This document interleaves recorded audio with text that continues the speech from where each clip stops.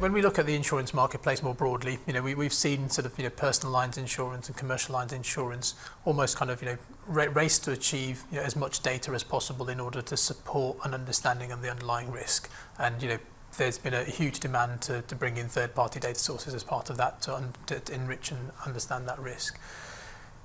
We've seen some early steps to that in the London market, but it still feels like there's a hesitancy or a nervousness by underwriters to really use third-party data as part of informing their risk triaging, the quotes that they deliver back out. Why do you think that is, and what is it that they need to overcome? I think one of the key factors in that is trust. I think the underwriters across the London market tend, there's absolutely many exceptions, but they tend to be more interested in the nuances and how things might work, etc. And therefore, if they see a data source provided to them that they can find one error in, they will disregard that. There's a tendency to discard this. It will turn around and say it's not good enough, it's not right, ... The fact it's more right than the average human data capture is kind of gets ignored, and I think that's probably one of the key facets of people getting used to computers being wrong or data sources being wrong. But they're no more wrong, as a general rule. They're usually more right than the traditional methods of capturing similar sorts of information. And I think a large part of it is trust and understanding, which I think will develop over time, but I think it's being real about what something is, because there's kind of a conception sometimes that if a computer can calculate it or a computer's captured it, it must be perfect, which we all know is just not true. It's excellent, it's better than the average human as a general rule, but it isn't perfect, it will make mistakes, and there will be errors in there. And I think there's that trust and acceptance that that's the case before being able to move forward effectively. There was that sentence I heard which says it's less wrong.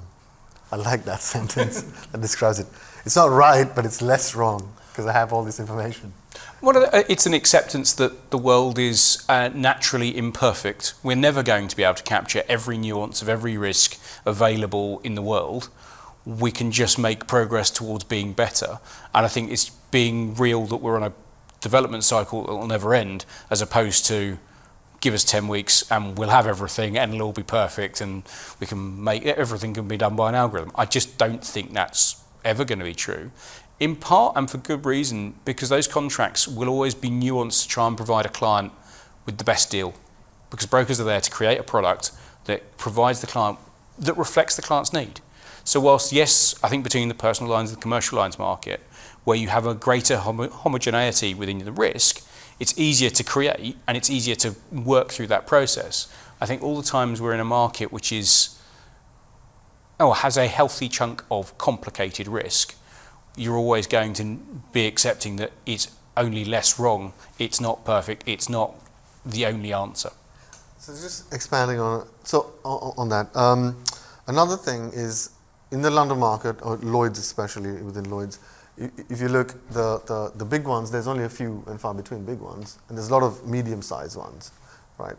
So their perception of the portfolio, of the whole portfolio, is actually quite limited. Even though it's a subscription market, they might only see a certain segment, right?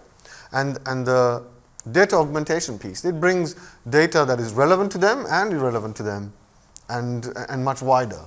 So immediately the underwriter has a difficulty in connecting his view of his book or his little features that he's identified with that augmented data piece, purely because the view of his risks are quite narrow. It doesn't happen with the ones that have bigger portfolios. They see the benefit because they have much wider, much bigger portfolios. But the ones that are which are many, ones that have slightly medium to small ones, they won't be able to connect with that augmentation piece. There's always going to be resistance to that. Okay, and just moving slightly away from data and thinking more broadly around pricing models. The market has developed pricing models which have largely been born out of sort of trying to quantify and understand risk. Do you think that there's other facets to pricing models around supporting broader business strategies and objectives that all should be thought about as part of that design perspective?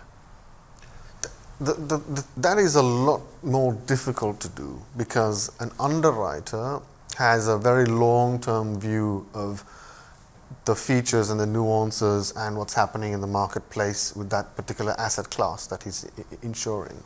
Whereas a business may have, a 1 year time horizon, 3 year time horizon, 5 year time horizon of what it wants to achieve as objectives. Like, I want to have 20% growth of book value. I want to grow it to $500 million company before I go to IPO. So there's a misalignment there, and it's very hard to connect it. There are pricing models that do that. There are companies that do that, but they tend to spend a lot of time communicating to underwriters what they want to achieve. So that business objective translating onto the pricing model, that is a big challenge. That is a big challenge. It does happen correctly. There are companies that do that really well. There's a lot of companies that struggle with that.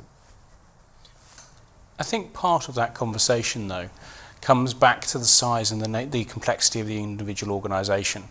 If it's a relatively small entity,